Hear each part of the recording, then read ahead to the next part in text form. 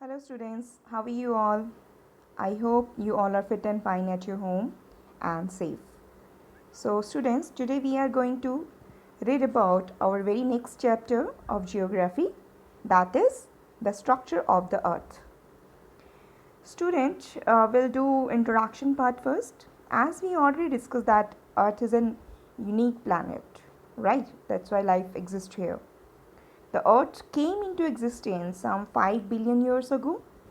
We still have limited information about what is inside our earth.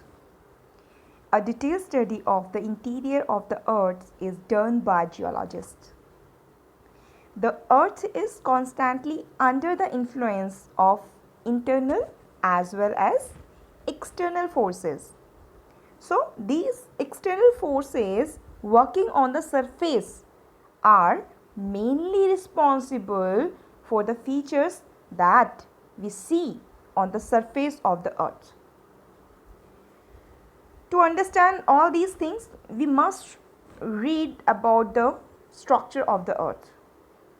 The study of internal structure of the earth is necessary to know about the structure of the interior of the earth.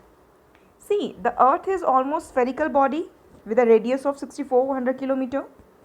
The earth consists several layers just like an onion. These layers are crust, mantle and core. Crust, that is the topmost layer. Mantle, the middle layer, and the third one is core, the innermost layer. So first we'll talk about the crust. It is the thinnest layer of the earth, also called lithosphere. There are two types of crust: continental crust, that is below the land masses, which is about 35 km thick, and oceanic crust, another is oceanic crust below the oceans, which is about 5 km thick. So the main elements that makes up the continental crust are silica and alumina, and it is thus that called Sial. The main elements that make the oceanic crust are silica and magnesium, and it is thus called Sima. Another layer, that is mantle. The mantle lies just below the crust.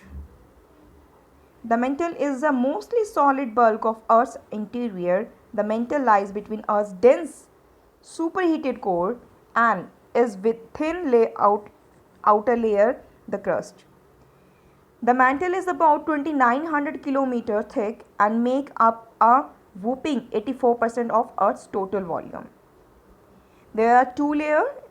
One is the mantle consists of two layers, upper mantle and the lower mantle.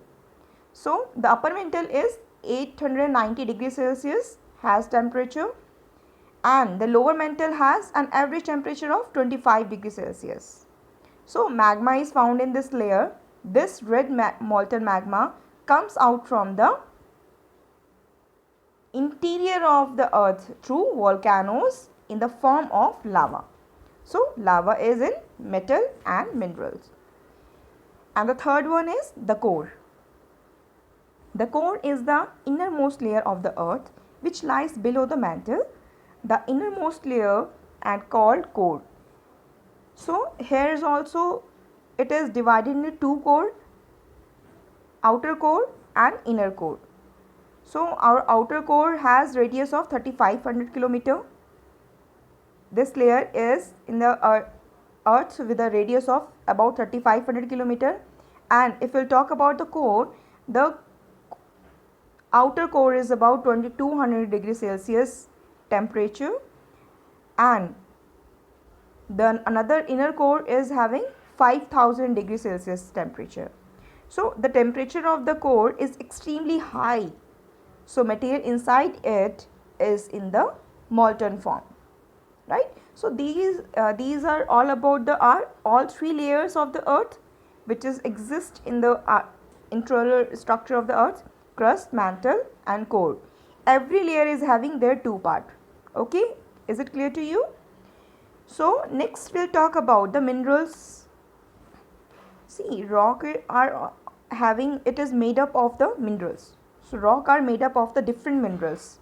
Minerals are naturally occurring substances, have certain physical properties, have a definite chemical composition.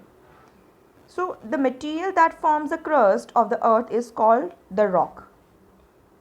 Rock can be solid and hard like granite and marble, and that can be loose like clay, chalk, and salt. So, what are the uses of these minerals? They are used as fuel, for example, coal, petroleum, and natural gases.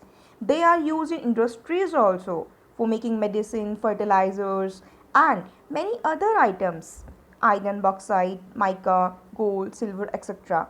are the example of the minerals. So, we from where we get minerals? From rock itself. So, there are three main types of rocks. If we see, like, we are getting mineral from rock only. Minerals vary in colors, texture, hardness, and luster. They are very useful for us. Some are used as fuel, coal, petrol, gas, and some factories are iron, gold, aluminum, etc. So, from where we are getting these kind of minerals? From rock itself. So, on the basis of information, rock are classified into three types. Number one is igneous rock. The word igneous is derived from the Latin word ignis, which means fire. The rock formed by the solidification on the cooling of molten magma are called igneous rock. So basically, igneous rocks are formed by cooling of molten magma inside the earth's crust or on the surface of the earth. So these rock are called primary rock also, because since they were the first to be formed. Igneous rock are also having their two types, intrusive igneous rock and another is extrusive igneous rock.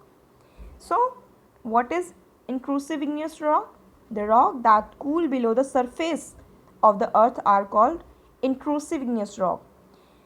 But the rate of cooling is slow inside the earth. They take thousands of years to form.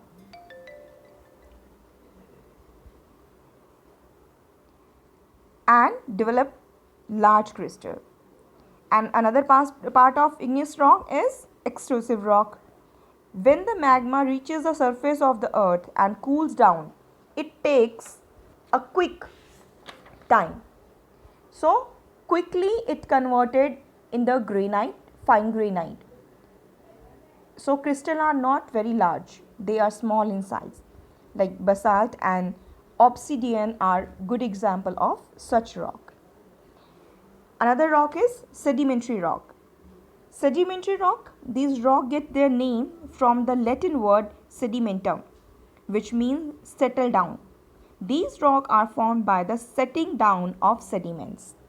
So these rocks roll down, crack and hit each other and are broken into small fragments. Running water, wind, moving ice, plants and animals also break down the rock into small particles. So these smaller particles are called sediments. And the third one is metamorphic rock. Metamorphic rock under very high temperature and pressure, igneous and sedimentary rocks changes their form. Such changed rock are called metamorphic rock. So these rocks are very hard. The process of metamorphic takes thousands of years. Like some common example like rock are marble that is formed from the limestone, gneis that is formed from the granite, slate that forms from the shale.